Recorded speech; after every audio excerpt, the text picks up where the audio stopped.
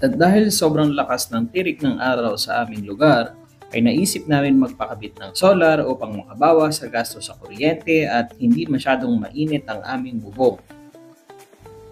Kung kaya, dali-dali po ako nagkanbas ng presyo ng mga solar setup. At eto na nga, ang 6 kW grid tie setup ay nagkakahalaga ng 160,000 pesos. Yan po ang average. At ang 6 kW hybrid setup naman ay nasa 317,000 pesos. I'd be honest, I'd be breaking the bank kung babayaran ko yon. Kung kaya, nag-isip ako ng ibang paraan para mas makamura. At ito nga, ang naisip kong paraan ay mag-DIY na lang. Or, siguro mas appropriate, do it myself. By the way, I respect all the solar installers or entrepreneurs. Yun nga lang, yung presyo talaga ay hindi para sa akin. Kung kaya, nag-DIY na lang ako. So ito na nga, sinimulan ko na mag-research. At sadya namang malaking tulong sa akin sila Sir Rod Bacon at saka sila Sir Juan Dilasag. Saludo sa inyong mga content. Malaking tulong sa mga kagaya namin na gustong mag-DIY. So ito nga ang ating napiling hybrid inverter, a NERN 10.2 kW Max Series hybrid inverter with Wi-Fi monitoring. Ang atin namang mga solar panels ay ang OSDA Bifacial Solar Panels 590 watts. Nabili ko lamang yan sa isang solar provider dito malapit sa amin. Bawat solar panel po ay merong positive at negative side. Dahil ang gagawin natin ay series connection, ipinag-connect lang po natin ang mga positive sa negative ng isa pang panel hanggang mabuo yung 5 panels. Ang tawag po dyan ay series connection. At dahil po ang ating inverter ay meron 2 PV input, meron po tayong 2 array ng solar panels na parehong tag-5 solar panels kada array. Pero note po sa inyo na ang NERN hybrid inverter po ay merong dual MPPT. Independent po bawat isa. At according sa supplier ay pwede pong magkaibang numero ng solar panels kada array. Each solar panel po ay approximately 32 kg. Kaya kung makikita nyo, 4 po kami nagtulong-tulong upang maiakyat yan sa aming bubungan. Pagkatapos na maikabit ang mga solar panels sa bubong at saka ang linya, bago ikabit sa hybrid inverter ay sinukat ko po ang open circuit voltage. Then, ikinonect na natin ang ating AC main input na mula sa aming utility provider. Then, ikinonect naman ang load o ang input sa aming bahay. Then, ikinonect ko naman po ang ating energy storage, which is approximately 15 kWh battery capacity. Ito po ay optional lamang.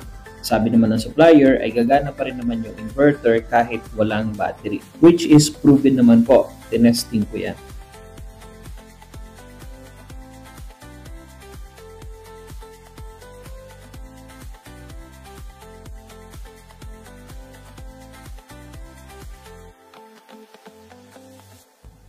Please note, lahat po ng linya ay meron pong circuit breaker.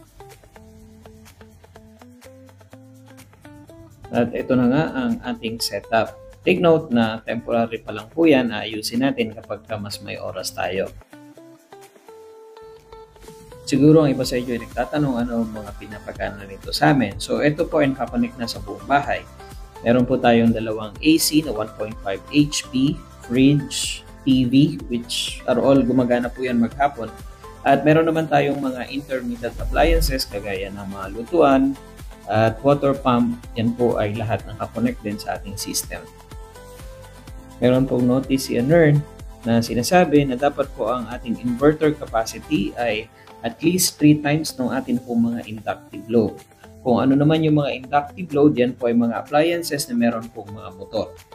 O di kaya isa pong strategy para hindi mag-overload ang inyong inverter ay huwag nyo pong i-on ng sabay-sabay itong mga appliances. Kumbaga, pwede nyo pong i-on una ang isang aircon, after some time yung isa naman, after some time yung isa naman. Para po hindi lahat sila magsabay-sabay ng surge. So, dito na nga tayo sa inyong pinakahihintay.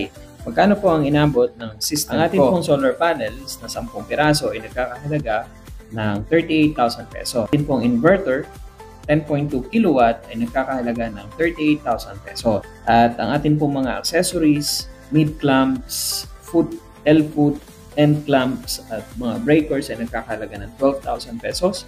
At ang atin pong battery ay 85,000 pesos. Ang total po ay 173,000 pesos.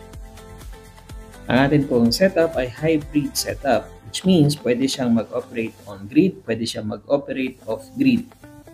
So 173,000 po yan. Ngayon, mas makakamura kayo kung ang inyong system ay grid tie setup lamang. Magkano nga ba ang grid tie setup?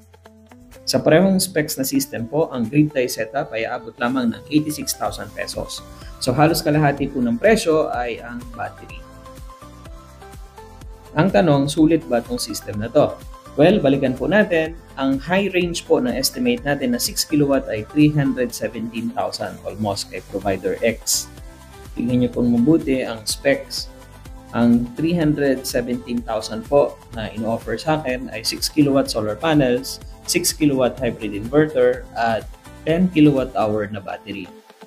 Ang atin pong setup ay mayroong 5.9 kW solar panels o meron lamang diferensyang 100 watts. Ang ating pong hybrid inverter ay 10.2 kW, which is upgraded na po yan mula doon sa ino-offer ng Provider X.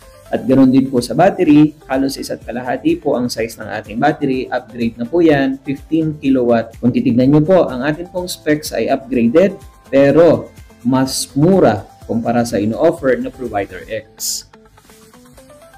Kung napansin nyo po ang taas ng capacity ng ating inverter, meron pong reason yan. Ang lesson po na natutunan ko mula sa ating mga kaibigan ay una pa lang, kumuha na kayo ng higher capacity inverter. Kasi later on, kapag nagdagdag kayo ng gamit or ano man yan, madali na lang habulin yun, magdadagdag na lang kayo ng solar panels.